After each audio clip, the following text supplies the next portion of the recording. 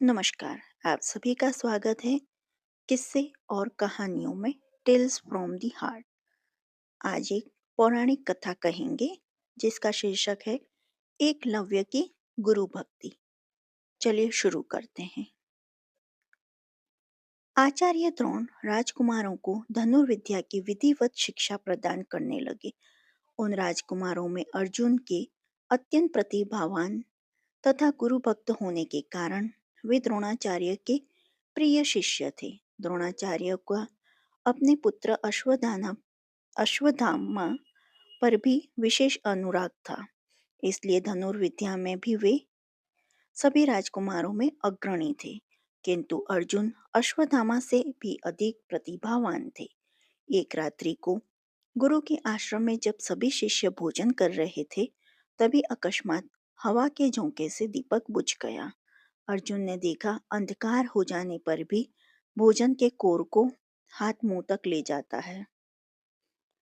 इस घटना से उन्हें यह समझ में आया कि निशाना लगाने के लिए प्रकाश से अधिक अभ्यास की आवश्यकता है, और वे रात्रि के अंधकार में निशाना लगाने का अभ्यास करना आरंभ कर दिया। गुरु द्रोण उनके इस प्रकार के अभ्यास से अत्यंत प्रसन्न हुए। उन्होंने अर्जुन को धनुर्विद्या के साथ ही साथ गदा, तोमर, तलवार आदि शास्त्रों के प्रयोग में निपुण कर दिया। उन्हीं दिनों हिरण्यधनु नामक निषाद का पुत्र एकलव्य भी धनुर्विद्या सीखने के उद्देश्य से द्रोणाचार्य के आश्रम में आया, किंतु निम्न वर्ण होने के कारण द्रोणाचार्य ने उसे अपना शिष्य बनाना स्वीकार नहीं किया।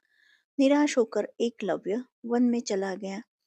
उसने द्रोणाचार्य की एक मूर्ति बनाई और उस मूर्ति को गुरु मानकर धनुर्विद्या का अभ्यास करने लगा। एकाग्रचित से साधना करते हुए अल्पकाल में ही वह धनुर्विद्या में अत्यंत निपुण हो गया। एक दिन सारे राजकुमार गुरु द्रोण के साथ आखेट के लिए उसी वन में गए जहां एकलव्य आश्रम बनाकर धनुर्विद्या का अभ्यास कर रहा था। राजकुमारों का कुत्ता भटक कर एकलव्य के आश्रम में जा पहुंचा। एकलव्य को देखकर वह भौंकने लगा। इससे क्रोधित होकर एकलव्य ने उस कुत्ते पर अपना बाण चलाकर उसके मुंह को बाणों से भर दिया। एकलव्य ने इस कौशल से बाण चलाया कि कुत्ते को किसी प्रकार की चोट नहीं लगी, किंतु बाणों से बिध जाने के कारण उसका भौंकना बंद हो गया। कुत्ते के लौटने पर जब अर्जुन ने धनुर्विद्या के उस कौशल को देखा, तो वे द्रोणाचार्य से बोले, हे गुरुदेव, इस कुत्ते के मुंह में जिस कौशल से बाण चलाए गए हैं, उससे तो प्रतीत होता है कि यहाँ पर कोई मुझसे भी बड़ा धनुर्धर रहता है।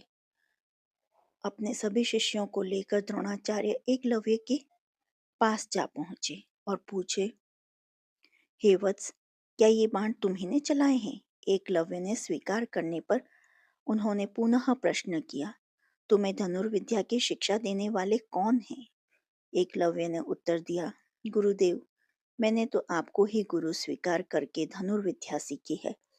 इतना कहकर उसने द्रोणाचार्य को उनकी मूर्ति के समक्ष ले जाकर खड़ा कर दिया। द्रोणाचार्य नहीं चाहते थे कि कोई अर्जुन से बड़ा धनुर्धारी बन पाए। वे एकलव्य से बोले, यदि मैं तुम्हारा गुरु हूँ तो तुम्हें मुझको गुरु दक्षिणा देनी होगी। एकलव्य बोला, गुरुदेव, गुरु दक्षिणा के रूप में आप जो भी मांगेंगे मैं देने के लिए तैयार हूँ।